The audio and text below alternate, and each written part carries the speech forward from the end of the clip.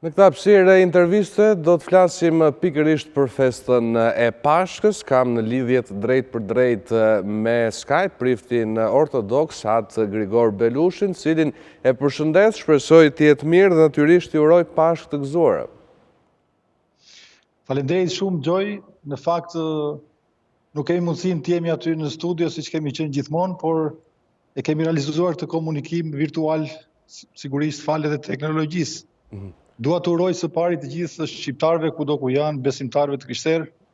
gëzuar Pashkën edhe të mbushur me plot shpresë, edhe me plot optimizëm, edhe me dashuri dhe dëshirë për jetën, sepse jeta është sërish e bukur. Atë Grigori, gjithsesi, këtë vit Pashka e gjen njerëzimin, besimtarët, por edhe klerikët nga ana tjetër në një situatë të paprecedentë, ndoshta. Si është festuar Pashka këtë vit? Është e vërtet kjo, Gjoj, sigurisht u përballëm me një situatë të pazakontë në gjithë këto vite, 30 vite që kurse liria fetare është lejuar në vendin tonë. U detyruam të festojmë Pashkët në këtë mënyrë. Sigurisht që shërbesat edhe gjithë aktiviteti shpirtëror është kryer me kisha të mbyllura. Besimtarët nuk kanë pasur mundësi të jenë fizikisht në këto kisha, por ata kanë mundur të ndjekin të gjitha lutjet dhe shërbesat e kishës sonë nëpërmjet ekraneve të televizionit apo nëpërmjet medias së kishës, të radios. Kështu që ndoshta nuk e kanë patur atë përjetim që duhet ta kenë, sepse është ndryshe si të jesh i pranishëm aty ku kryhet në shtëpinë e Zotit, edhe ndryshe ta ndjekësh në mënyrë virtuale, por sigurisht edhe kjo ka pasur edhe kjo atë po themi përjetimin e vet. Edhe kanë qenë të shumë besimtarët që na kanë ndjekur në këto ditë Gjoj, edhe duhet të them që janë shtuar shumë edhe lutjet, edhe interesimi i gjithashtu i besimtarëve është shtuar në këto ditë. E thash që shërbesat janë kryer të gjithat me dyert të mbyllura, kisha, duke respektuar po themi edhe rregullat që janë caktuar, edhe sigurisht besimtarët kanë pasur mundësi të vinë në kisha gjatë fashës orarit që është e lejuar të vinë në kishë. Ata kanë pasur mundësi të ndezin qerinj apo të marrin qerinjt lambadat e Pashkës, dhe gjithashtu kanë pasur mundësinë të bëjnë lutje të shkurtra, por sigurisht që shërbesat nuk kanë mundur dot që t'i ndjekin nëpër kishat e tyre. Ka patur në disa kisha pjesëmarrje të kontrolluar, në mos gaboj, me distancë nga njëri tjetri? Është e vërtetë që ka pasur një numër, por shumë i vogël, sipas edhe lejeve që është marrë, po themi, nga policitë vendore apo nga drejtoria e policisë. Flas për këtu në katedrale, sigurisht ishin shumë të paktë ata që morën pjesë, sigurisht kleri dhe ai i cili jo i gjithë kleri mori pjesë në shërbesat që u zhvilluan dje në mesnatë dhe gjithashtu shërbesa e meshës hyjnore që kulmon më pas. Por gjithashtu edhe në qytete tjera, nëpër katedralet e mëdha të vendit, kanë qenë shumë të paktë besimtarë dhe pjesa tjetër, pra gjithë besimtarët i kanë ndjekur shërbesat e tyre nëpërmjet televizionit publik. Atë Grigori, çfarë mesazhi na jep Pashka në përgjithësi, pra në kushte të zakonshme, dhe si mund të ndërlidhet mesazhi që jep kjo festë mjaft e rëndësishme në kalendarin kishtar për ortodoksët në këtë moment? Në fakt, kjo festë është e mbushur, është festa kulminante, festa kryesore të krishterëve në mbar globin, sidomos edhe ortodoksët që tani festuan edhe Pashkën. Është një festë e mbushur me plot mesazhe, është themeli besimit të tyre, ka të bëjë me fitoren e jetës mbi vdekjen, fitoren e dashurisë mbi urrëtitjen, fitoren e mirësisë mbi ligësinë, dhe sigurisht mesazhet e kësaj feste janë të shumta. Në plan të parë është shpresa, e themi po themi në thënien tonë që kemi, që dëgjojmë shpesh që shpresa vdes e fundit, por në fakt në këndvështrimin e krishterë apo në këndvështrimin fetar shpresa nuk vdes kurrë, sepse ajo nuk është një nocion filozofik, por shpresa është një person konkret. Madje të krishterët e parë kishin simbol spirancën, po flasë në kohët kur krishterimi nuk ishte një fe zyrtare apo një fe lejuar në perandoritë e kohës, dhe sigurisht që shpresa ka qenë një nga edhe është një nga karakteristikat e veçanta që ka të bëjë pikërisht me këtë festë të madhe, me shpresën se nesër do jetë më mirë. Sigurisht ne po kalojmë situata të vështira. Ne ishim bashkë Xhoj edhe për Krishtlindje, ku sapo kishim kaluar një fatkeqësi të madhe për vendin, pikërisht që kishte të bënte me tërmetin e nëndorit që përfshiu, po themi, pjesën qendrore të vendit, Tiranën, Durrësin, por edhe Lezhën, por me njëherë bas kësaj fatkeqësie, pra duket sikur po ndiqemi njëra pas tjetrës po na vijnë këto fatkeqësi, por lavdi Zotit sërish ne mbetemi edhe pikërisht në këtë kohë ku vjen edhe kjo festë, ky kremtim i madh, pikërisht që ka në qendër të saj shpresën, nxisim të gjithë njerëzit, të gjithë shoqërinë që të mbeten në shpresë sepse do të kalojnë të gjitha këto. Këto janë sprova të cilat besoj se shumë shpejt do të kalojnë. Sot, për shembull, meqense ishin të lejuar të dilnin nënat bashkë me fëmijët e tyre, unë ndodhesha këtu në katedrale e Xhoj dhe sigurisht u mbusha me një gëzim të madh kur pash fëmijët e vegjël, por edhe nënat, të cilët shoqëronin fëmijët e tyre dhe duke parë fëmijët të lumtur e të gëzuar, sigurisht mund të mbushesh me shpresë, edhe kështu që do të bëhet më mirë, Xhoj, patjetër që do të jetë më mirë. Po më të rriturit, reflektonin në ndjenja force ose pozitivitetit për të ardhmen në komunikimet që ke patur me ta? Çfarë kanë përshkruar si të vështirë nga kjo gjendje? Ajo që ka qenë e vështirë, Xhoj, ka qenë pikërisht kufizimi. Do me thënë, njerëzit nuk kanë qenë të lirë, për pjesën e besimtarëve, sigurisht duhet të them që ata janë privuar nga pjesëmarrja fizike në shërbesat e kishës për herë të parë thamë, por në këtë situatë le të kuptojnë apo le të kuptojnë të gjithë që se sa e rëndësishme është liria dhe se sa mirë dhe se sa me pozitivitet ose si do ta përdorim në mënyrën e duhur lirinë që kemi. Sepse shpeshherë abuzojmë me lirinë, abuzojmë me kohën që na ka dhënë Zoti, abuzojmë me gjëra të cilat realisht kanë vlerë dhe mbeten për gjithmonë dhe jepemi fatkeqësisht pas gjërave të cilat fatkeqësisht nuk është se kanë ndonjë vlerë përballë situatave të tilla. Tani për shembull edhe kjo situatë, të gjithë jemi të izoluar, nuk ka rëndësi nëse je i pasur apo i varfër, nuk ka rëndësi nëse je i shkolluar apo i pashkolluar, nuk ka rëndësi se çfarë stresi i përket, sigurisht të gjithë jemi të përfshirë nga kjo gjë dhe të gjithë përballemi me këtë gjë. Ajo që u them është pikërisht të vlerësojnë së tepërmi edhe këtë liri që kemi ne në lidhje me besimin, pra të vlerësojnë në ditët kur ne kemi këtë liri, se sa i rëndësishëm është besimi për çdo njeri në këtë jetë. Dhe ndoshta kam thënë më parë në studien tuaj që çdo njeri nga ne ka një qëllim që ka ardhur në këtë botë, askush nga ne nuk ka ardhur rastësisht, kështu që le të përpiqemi që të kuptojmë apo të pranojmë edhe të njohim qëllimin tonë, ose përse Zoti na thirrur, na ka ftuar në këtë botë, dhe përpiqemi të bëjmë sa më mirë gjëra. Disa prej tyre më thonë që atë Grigor, kur të mbaroj gjithë kjo, do përpiqem të jem i dashur me bashortën time, me fëmijët e mi, me gjyshin, me prindërit e mi, dhe u them që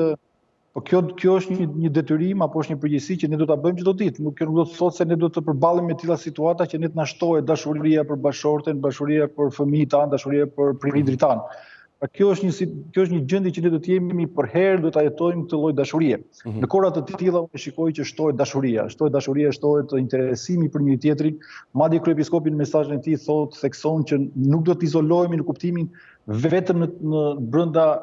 shtëpisë sonë, brenda mureve tona apo brenda familjarëve të tanë. Ne do të jemi edhe në këto kohra izolimi, sigurisht do të kemi kontakte, të vazhdojmë të ruajmë kontaktet, të ofrojmë aty ku mundemi ngushëllim, të ofrojmë ato fjalë që dikush ka nevojë, fjalë të përçojmë fjalët që aq bukur i përcjellin dhe besimin në kohra të tilla. Ndërkaq, virusi nuk na ndalon të festojmë në shtëpitë tona. Ne kemi transmetuar edhe kronika ku besimtarët kanë marrë qirinjt apo ngjyruesit e vezëve. Si ka qenë festa në shtëpi? Ke patur mundësi të komunikosh me qytetarët dhe besimtarët? Në fakt, Xhoj, unë kam një vezë këtu që kam sjell në fakt me vete, për t'ia treguar sepse është pjesë edhe kjo e traditës sonë, është pjesë e kremtimit tonë. Dua të them se besimtarët kanë festuar, po themi, me të njëjtin ritëm, me të njëjtin intensitet siç ata do të festojnë edhe ndryshe. Por kjo na bën pikërisht të mendojmë, duhet kujtojmë se përpara 30 viteve prindrit tanë apo edhe vetë neve, sepse edhe ne ishim të rritur në atë kohë kur nuk na lejoi që të shprehnim besimin tonë, dhe në atë kohë dihej që në kohën e ateizmit të shprehje një formë besimi sigurisht që përballeshe me përsekutim, me dënime, dhe pavarësisht kësaj besimi është diçka që është brenda zemrës njerëzore, kështu që edhe këtë vit në bazë edhe të fjalëve siç na porositi dhe kryepiskopi që meqense nuk do jemi të pranishëm në katedrale, tha nuk do jemi nëpër kishat kudo ku jeni, nuk do keni mundësi të merrni dritën nga lambadat e Pashkës, pra nga qerit e Pashkës që ndezin në orën 12 të mesnatës, por këtë vit thot do të përçojmë pikërisht dritën e shpresës dhe mospasjes së frikës duke i përçuar ato nga një zemër tek tjetra. Sigurisht është gjithë kjo festë ka të bëjë dhe me, po themi, me largimin e frikës. Fjalët e para që Zoti i ngjallur tha tek nxënësit e tij, ata të cilët u trembën dhe qëndronin të mbyllur e të izoluar nga frika se mos i persekutonin judejt, ishte pikërisht mos keni frikë. Dhe pikërisht ku ka më bukur se ky mesazh të vi aq edhe sot kaq aktual sikur të ishim në atë kohë, sikur Zoti të vjen sërish sot, sepse sigurisht që Zoti nuk është se ka gjallja e tij nuk është se ka ndodhur, po themi para 2000 vitesh, ai vazhdon të ndosë në çdo Pashkë ne festojmë. Kështu që sërish këto mesazhe dhe fjalët e tij mbeten kaq aktuale dhe kaq frymëzuese edhe për ne njerëzit e sotut. Ndërkohë se janë ndërgjegjësuar besimtarët, por dhe komuniteti fetar mbi rrezikun e koronavirusit. Ka patur pradhtirje, sikurse përmendet edhe ju, edhe nga kryepiskopi, që ndoshta shërbesat fetare do duhet kryen nga shtëpia. Është kuptuar rreziku, ka një ndërgjegjësim pozitiv në këtë aspekt? Unë them se ka, pavarësisht se në fillim fare njerëzit nuk ishin shumë të qartë në lidhje me këtë. Duhet kuptojmë që parësore për kishën ortodokse është pikërisht jeta e njeriut. Jeta e njeriut është parësore në gjithë këtë. Unë dua të them që vetë Zoti na mëson dhe na udhëzon në shkrimin e shenjtë ku na thotë duaj të afërmin tënd por si veten tënde, por edhe diku tjetër ai thotë që nuk ka dashuri më të madhe se sa dikush të sakrifikohë jetën e vet pikërisht për të shpëtuar jetën e një tjetri. Ne jemi në këtë kohë dhe sipas atyre që janë specialistë, të cilët na thonë se ky është një virus i cili përçohet, pra është një pandemi e tillë e cila është ngjitse dhe mund të afektojmë të tjerë, sigurisht ne kryepiskopi sigurisht u bëri thirrje për të kujdesur për jetën e çdo qytetari, madje edhe në ditët që besimtarët kanë pasur mundësi të vinë në kishë brenda fashës së lejuar, ata janë të detyruar të qëndrojnë sipas rregullave që kisha ka caktuar, duke ruajtur largësinë, duke u pajisur edhe me masat përkatëse me qëllim që të ruajmë dhe të mbrojmë jetën, jo vetëm jetën tonë, por edhe të atyre që kemi afër. Jeta është shumë e shenjtë në këndvështrimin e krishterë dhe ka një vlerë të jashtëzakonshme. Asgjë tjetër nuk mund të krahasohet me rëndësinë që ka jeta, madje gjithë mësimi i Zotit kishte të bënte pikërisht për jetën. Madje ai thotë që unë jam udha e vërteta dhe jeta. Pra edhe jeta prapë nuk është një nocion filozofik, por është një person konkret dhe ky është Zoti Jezu Krisht. Atë Grigori, harmonia fetare mbetet një vlerë e vendit tonë që ka dominuar edhe gjatë kësaj pandemie. Klerët e besimeve ndryshme fetare kanë dhënë edhe mesazhe të përbashkëta. Si ka funksionuar bashkëpunimi në këtë aspekt dhe pse e keni gjykuar si të rëndësishme që dinit bashkë edhe të përcjellnit mesazhe të përbashkëta? Është shumë e vërtetë dhe unë të falenderoj Gjoj që je, po themi, i vëmendshëm në këto zhvillime që ndodhin në vendin tonë. Dua të them që është e vërtetë, ju dini që tashmë ekziston një këshill ndërfetar i, po themi, zyrtar në vendin tonë, ku marrin pjesë të gjithë përfaqësuesit e komiteteve fetare. Dhe sigurisht të thash, duke qenë se këtu në themel të kësaj është pikërisht jeta njerëzore, ruajtja dhe përkujdesi i saj, sigurisht që në thelb dhe në themel të fesë është pikërisht jeta njerëzore dhe dinjiteti njerëzor. Kështu që prandaj këto janë tipare, këto janë veçori, këto janë karakteristika që na bëjnë sigurisht jemi bashkë. Dhe madje jo vetëm kaq që kanë dalë me mesazhe, por edhe kanë ndërmarrë vepra konkrete duke ndihmuar konkretisht. Për shembull, unë di që komunitetet fetare kanë qenë pranë, po themi, mjekëve, së pari duke u lutur për ata, duke u lutur për ata dhe për fëmijët e tyre, familjet e tyre, sepse ata vinë në frontin e parë të kësaj betejë, por gjithashtu duke ndihmuar edhe policinë e shtetit me ndihmë konkrete, duke ofruar, po themi, maska, po duke ofruar doreza, duke ofruar dezinfektues, dhe jo vetëm ata, por për një kujdes kanë treguar edhe për të tjerët, të cilët janë ata më të riskuarit në gjithë këtë. Pra,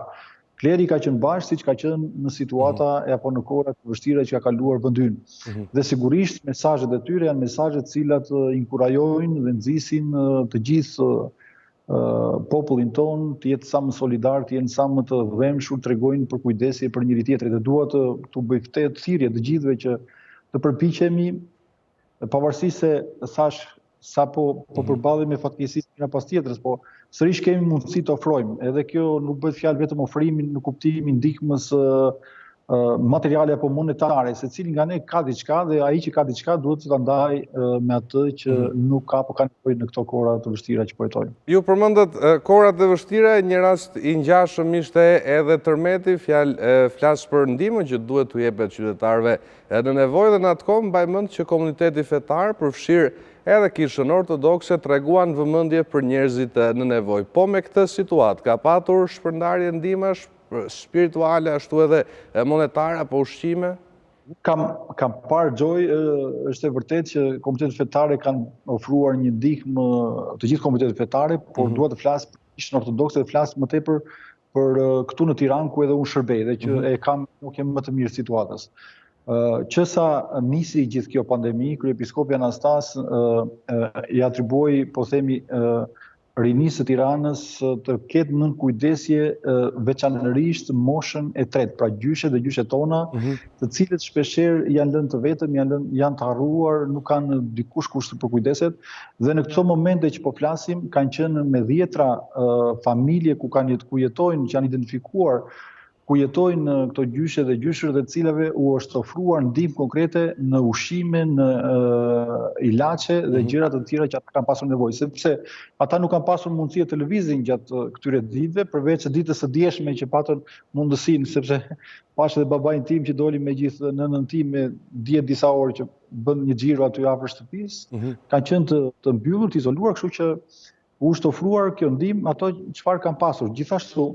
rinia e Tiranës, rinia ortodokse e Tiranës ndërmori dhe nisën për të ndihmuar 100 familje këtu në Tiranë dhe brenda një kohe shumë të shkurtër thirrjes së saj ju përgjigjen pozitivisht mjaft